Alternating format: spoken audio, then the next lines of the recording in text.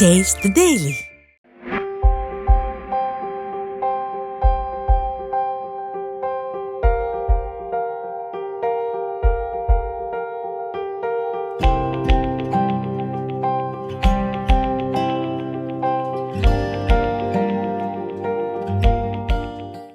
அது ஒரு கிராமம்.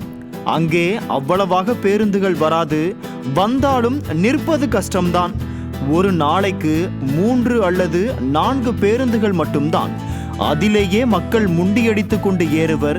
பெண்கள் சிலர் அந்த கூட்டத்தை பார்த்து ஏறாமலேயே இருந்து விடுவர். சிறுவயதில் இருந்து இதனை கவனித்த ஒரு சிறுமி தங்கள் ஊருக்கு பேருந்து வசதி தொடர்ந்து வேண்டும் என ஏறி இறங்காத அரசு அலுவலகங்களே இல்லை. அவள் பெரியவளாகி மேல் படிப்பிற்கு வெளியூர் செல்லும் வரை அந்த கஷ்டம் இருந்தது. அவள் கடைசியாக அந்த ஊரை விட்டு கிளம்பும் பொழுது எனது ஊருக்கு எப்படியாவது அதிக பேருந்துகளை இயக்க வேண்டும் என முடிவெடுத்து கிளம்பினார். நன்றாக படித்தார். ஒரு பெரிய கம்பெனியில் வேலைக்கு சேர்ந்தார்.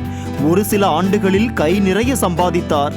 அந்த காசை வைத்து தனது வீட்டில் தனது தாய் தந்தையருக்கு வேண்டியது எல்லாம் செய்தார். தான் கட்டிய வீடு என அனைத்தையும் வந்து பார்க்க வெகு வருடம் கழித்து வந்தார். ஆனால் நிலையோ அப்படியேதான் இருந்தது. இதற்கு மேல் யாரையும் நம்பி பிரயோஜனம் இல்லை என நினைத்த அந்த பெண் தான் சேர்த்து வைத்த மொத்த காசையும் வைத்து 2 பேருந்துகள் வாங்கினார். அதற்கு 2 ஓட்டுநர்களை பணியமர்த்தினார். அன்றிலிருந்து இன்று வரை எப்பொழுதாவது வரும் அரசு பேருந்தை மட்டும் நம்பியில்லாமல் தங்கள் மண்ணில் பிறந்த அப்பெண்ணின் முயற்சியால் கொண்டு வரப்பட்ட அந்த பேருந்துகளிலேயே மக்கள் பயணிக்கின்றனர். இந்த சிறுகதையிலிருந்து நாம் தெரிந்து கொள்ளும் விஷயம் என்னவென்றால், வாய்ப்போ நேரமோ நமக்கு கிடைக்காவிடில் நமக்கான வாய்ப்பையும் நமக்கான நேரத்தையும் நாமே உருவாக்க வேண்டும்.